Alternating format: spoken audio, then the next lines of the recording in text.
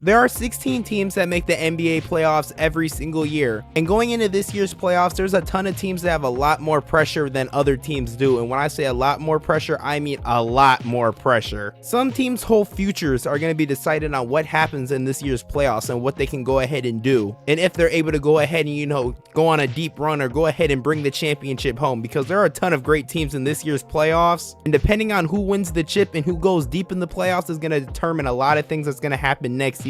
Play-in tournament is going on right now. The real playoffs are right around the corner. I feel like the league is going to be very, very different in October just because of this year's playoffs. So let's get into this list. The Cleveland Cavaliers for sure need to be talked about. There's been so many reports during the season about Donovan Mitchell potentially getting moved or wanting to get moved if the Cleveland Cavaliers go ahead and, don't go on a deep playoff run or they stink it up in the playoffs. Just because, this Cav team has been kind of underwhelming. Last year, I had expectations that they would at least make the second round, but they went ahead and lost to the Knicks in 5. And they have a do or die series this year. This year they are playing the Orlando Magic. It's their first time being in the playoffs for a while. They're a young team. If they can't go ahead and beat the Magic, I truly believe that Donovan Mitchell might get moved this offseason. Because we all know Donovan Mitchell sometimes when it comes to certain things, he gets a little unhappy in situations like he did in Utah. So I generally think if they go ahead and somehow just stink it up in the playoffs, lose to the Orlando Magic in the first round, Donovan could get moved, and then they're gonna have to look at other trades and other moves that they want to go ahead and make with this team. Because honestly, the Cavs have a good core 5. They have a great starting 5. Darius Garland, when he's healthy, he plays some great basketball. He's a great point guard.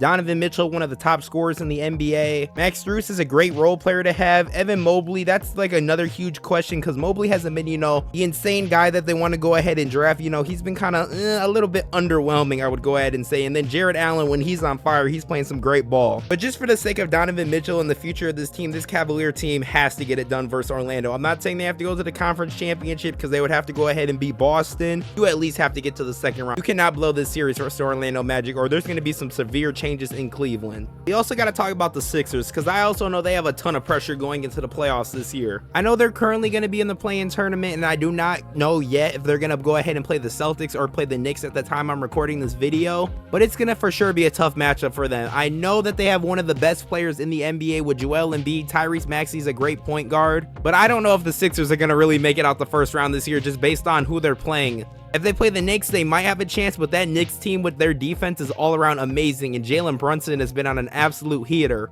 And the Boston Celtics, yeah, I'm not confident that they could go ahead and beat the Boston Celtics because they choked to them a lot. But I mean, the Sixers have a solid squad. Like I said, they got Tyrese Maxey, Kyle Lowry at shooting guard, a veteran guy. They got Kelly Oubre at small forwards. And then they also got Tobias Harris, who he's been averaging around 17 points per game. So the Sixers kind of have a solid squad. But here's the reason why I'm saying the Sixers have pressure. It's because Joel Embiid is 30 years old. This man was about to break some insane scoring records this year with averaging some points. He was going to walk away with the MVP before he got hurt, but he's 30 years old. I know this man loves the city of Philadelphia. He's trying to win a championship, but I don't know how much more of this he can go ahead and take. He's 30 years old. He hasn't been to a single conference finals yet. I don't know if that's an Embiid problem, which he's kind of is because he's been injured a lot. And also there's been a lot of choking. Last year, they should have went to the conference finals for sure, but they choked in that game 7. But I don't know how much more Embiid can take before he wants to change. 30 years old and not a single conference final appearance, and you're one of the best players in the league. Something is really wrong and something needs to be changed. And I'm not too sure they're going to go ahead and make a conference finals appearance this year with the way that their seeding is looking like currently. If you would have told me at the beginning of the year the Milwaukee Bucks would be in the situation that they're currently in, I would have called you absolutely insane, and I don't know how, but somehow we're in this situation. I feel like the Bucks have a ton of pressure just because, they have Giannis on their team and they have Damian Lillard on their team, so there's a lot of pressure on the Bucks to go ahead and beat the Pacers. Now, of course, Giannis is hurt, so there's not a lot of pressure on him. Most of the pressure that I'm talking about that the Milwaukee Bucks have is on Damian Lillard, and I hope he knows that. Damian Lillard was the #1 scoring option for such a long time in Portland, and this season he's been so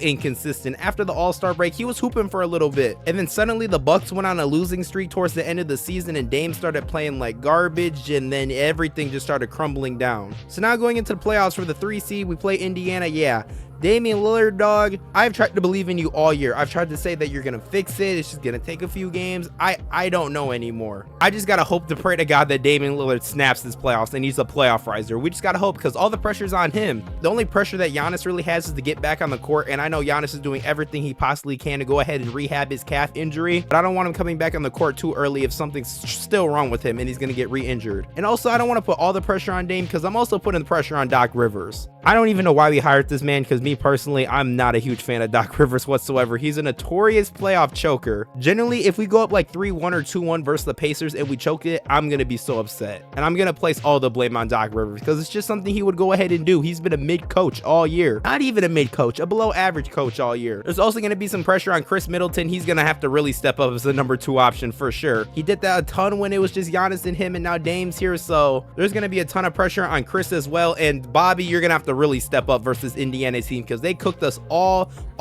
year, all the matchups that we played. So you know what, Milwaukee, you guys got a ton of pressure on you guys, and you guys got to at least make it the second round. If we beat the Pacers, I'll be happy, but I'm not too sure we could go ahead and beat a team like the Knicks. If we somehow made it to the conference finals, that would be absolutely insane. But the Bucks, they got a ton of pressure. Damian Lillard, Doc Rivers, and Chris Middleton, I'm looking at you guys. Please impress me this year, please. You cannot tell me that the Phoenix Suns, Kevin Durant, Devin Booker, and Bradley Beal are not facing pressure going into the playoffs this year. They made the playoffs, which is something I did not expect to happen going towards the end of the year. Truly believe that they were gonna have to go ahead and face in the play-in tournament, and I for real thought that they were gonna go ahead and lose in the tournament. But towards the end of the season, they went ahead and clutched up. They clinched the 6th seed, so they're in the playoffs.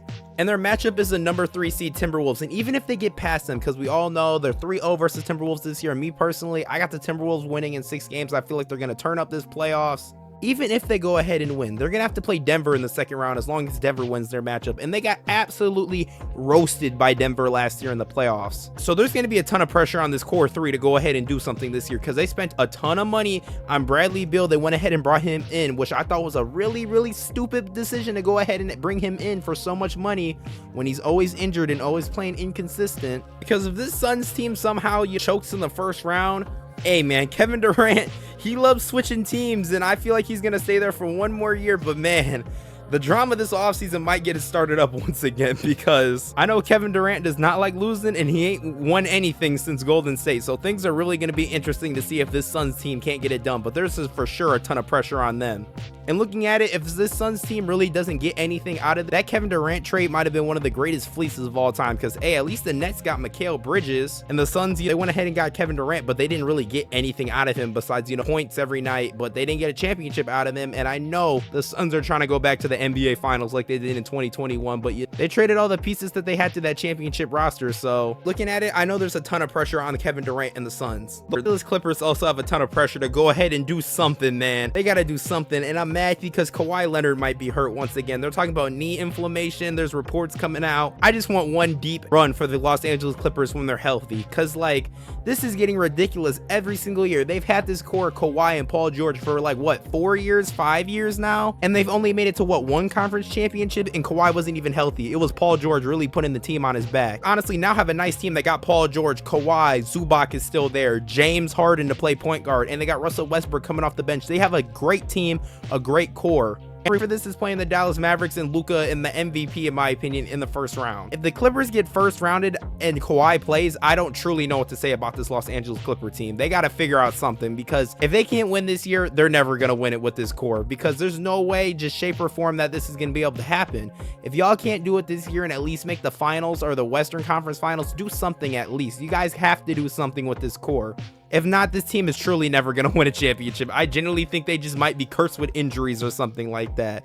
Because honestly, Kawhi's getting older, Paul George is getting older. I know their contracts got renewed, but like, there's a lot of things that the Clippers are going to have to think about this offseason. What can they do? Because they can just not get over the hump, and Kawhi just for some reason just keeps getting injured at the worst times. The Clippers are really gonna have to figure it out. They have to make it to at least the Western Conference Finals this year. They're gonna have to go ahead and figure out a way to go ahead and beat Dallas, even though Luka cooks them year in and year out. And then finally, the team that has the most pressure going into the playoffs this year, you already know it was gonna be the Boston Celtics. If the Celtics can't win the championship this year or even make the finals this year, I truly believe Jason Tatum might not win a ring with the Boston Celtics. They have a team of Jason Tatum, Drew Holiday, Jaylen Brown, Porzingis, Derek White. They have a super team. They have one of the best teams in the NBA, if not the best team in the NBA. If they can't get it done, I don't think they ever will. They have Joe Mazzulla. He's really blossomed into a great head coach. They have a nice bench. Peyton Pritchard, that man's been on a heater this year. If they can't get it done, like I said, I don't think they're ever going to get it done, because this is what the best team Jason Tatum's had, and you can't get it done with an insane team like this. What else more do you need to go ahead and win? Like, what else do you need? You have a great starting five, a great bench. Joe Mazzulla, like I said, he's a great coach now. What more do you need need in order to go win a championship this year. And the Eastern Conference is an absolute cakewalk this year. Milwaukee's been underwhelming. I definitely think they can go ahead and beat the Knicks if they were to go ahead and face off in the Eastern Conference Finals. There's no one that they're really gonna have to face that's like a huge, you know, obstacle besides maybe the Knicks, but I doubt that the Knicks will go ahead and make it to the finals this year.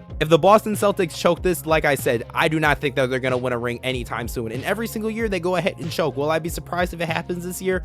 No, not really. But if it does happen this year, I'm telling you guys right now, Jason Tatum is not gonna win a ring with the Celtics, because what else more do you need? They have a super team. The East is weak. But yeah, in my opinion, those are the 6 teams that have the most pressure going into this year NBA playoffs. Let me know what you guys think in the comments. I want to just talk about the playoffs real quick.